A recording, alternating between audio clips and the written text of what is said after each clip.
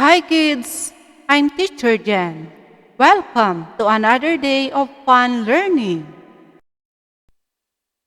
At the end of this lesson, you are expected to distinguish among various types of viewing materials, gather relevant information using primary sources and secondary sources. Let us see if how ready you are as we walk through with our lessons. First, you are going to find the following words in the puzzle by encircling it. Just look at your English module. Okay, the first word is interview. Next, glossary. Thesaurus, news, report, dictionary, internet, television, recording, and books. Did you get all the correct answer? Very good. This time, you are going to identify the following sources of information. Choose your answer from the given clue words inside the box. These are the clue words: diary, magazine, spits, paintings. Number 1. What do you think is the picture? The correct answer is paintings. Very good. Number 2. What is the correct answer? The answer is magazine. Next, number 3. What is the answer? The answer is diary. And number 4, what is the correct answer? Correct. The answer is spits. You're all very good. Now, do a short research. Choose the correct answer inside the parentheses. What viewing material will you? Number 1. Use to watch your favorite cartoon. Is it television or radio? The correct answer is television. Number 2. What viewing material will you find mostly in the Museum of Art? Is it houses or paintings? The correct answer is paintings. Number 3. What viewing material will you use to present an organizer of ideas about story elements? Is it story map or globe? The correct answer is story map. Number 4. What viewing material will you use to watch the latest blog of different personalities? Is it YouTube or magazine? The correct answer is YouTube. Number 5. What viewing material will you use to know the latest news around? Is it textbooks or newspaper? The correct answer is newspaper. Let's proceed to our lesson. Libraries and archives hold objects like documents and books, which help us to find out what happened in the past. One way to organize these objects is to divide them into primary and secondary sources.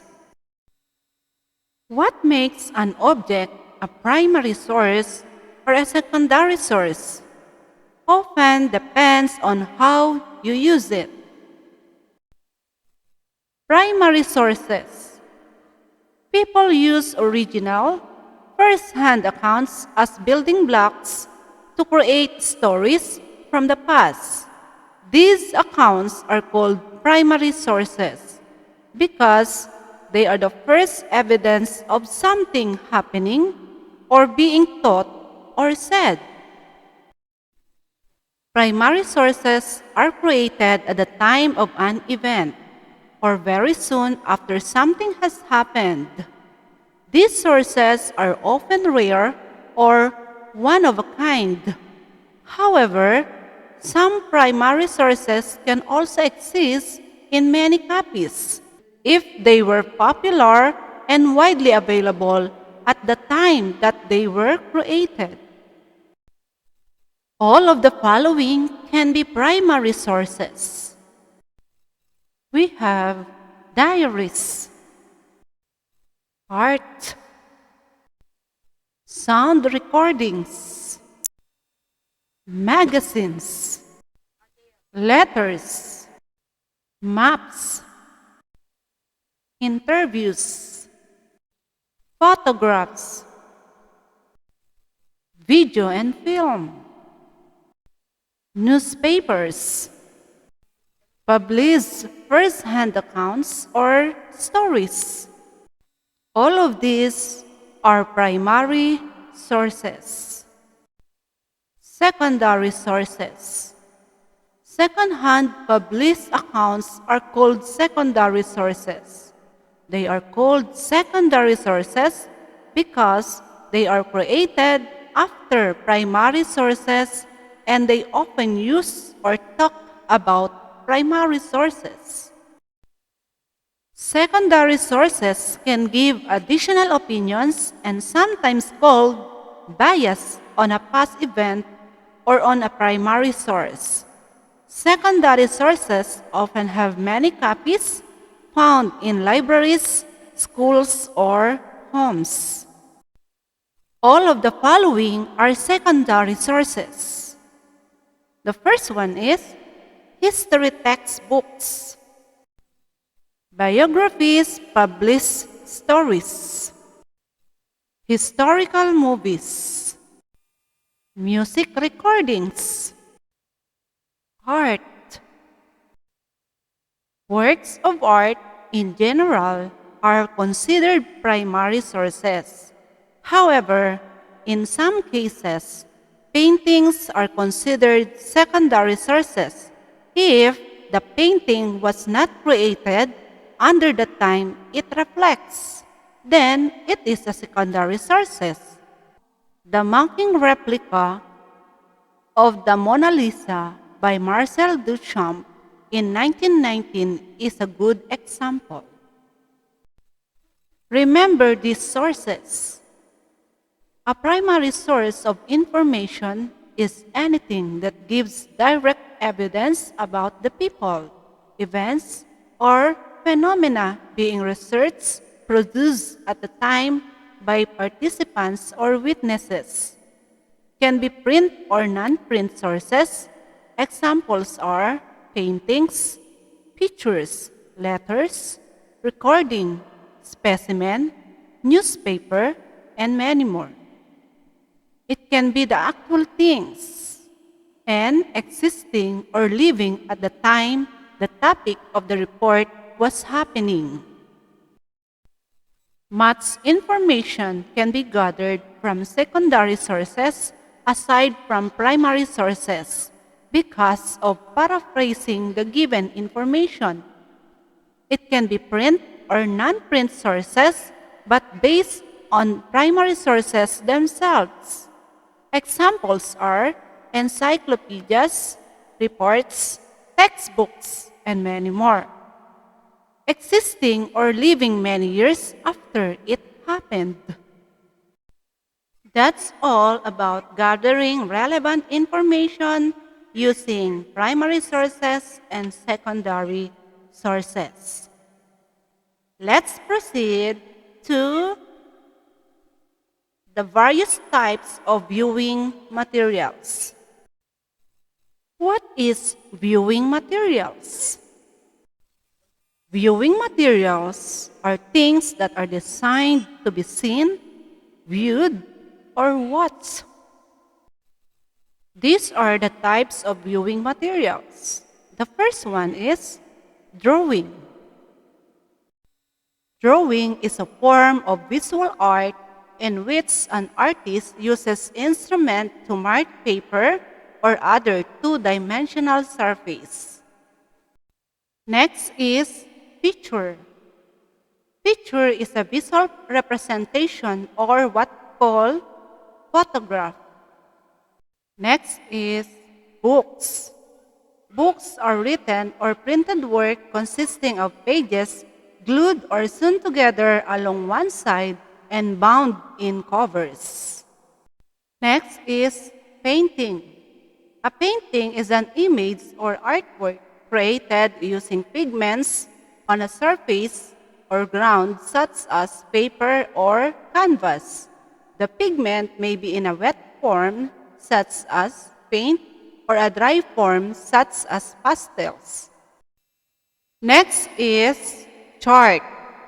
Chart is a sheet of information in the form of a table, graph, or diagram. Another one is magazine. A magazine is a periodical publication which is printed in gloss-coated and matte paper or electronically published. Magazines are generally published on a regular schedule and contain a variety of content. Another one is brochure. It is a small book or magazine containing pictures and information about a product or service. Next is poster. Poster is usually large printed sheet that often contains pictures and is posted in a public place. Another one is newspaper. Newspaper is a printed publication consisting of folded unstapled sheets and containing news, feature articles, and advertisements and correspondence. We have also advertisement. Advertisement is a notice or announcement in a public medium promoting a product, service, or event or publicizing a job vacancy. Next is television. Television is a system for transmitting visual images and sound that are reproduced on screens, chiefly used to broadcast programs for entertainment, information, and education. We have also computer. We have laptops or desktop. Computer is an electronic device for storing and processing data, typically in binary form, according to instructions given to it in a variable program. Next is mobile phone. Mobile phone is a telephone with access to a cellular radio system so it can be used over a wide area without a physical connection to a network. Another one is film. A film, also known as a movie or a motion picture, is a series of moving images shown on a screen, usually with sound that make up a story. We have also PowerPoint presentation. PowerPoint is a presentation program developed by Microsoft. The software allows users to create anything from basic slideshows to complex presentations.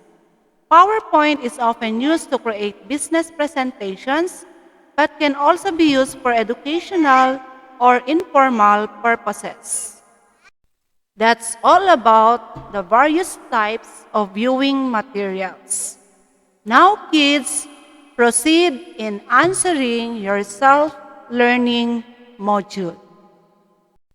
That's all for now, kids. I hope you learned something new today. Goodbye.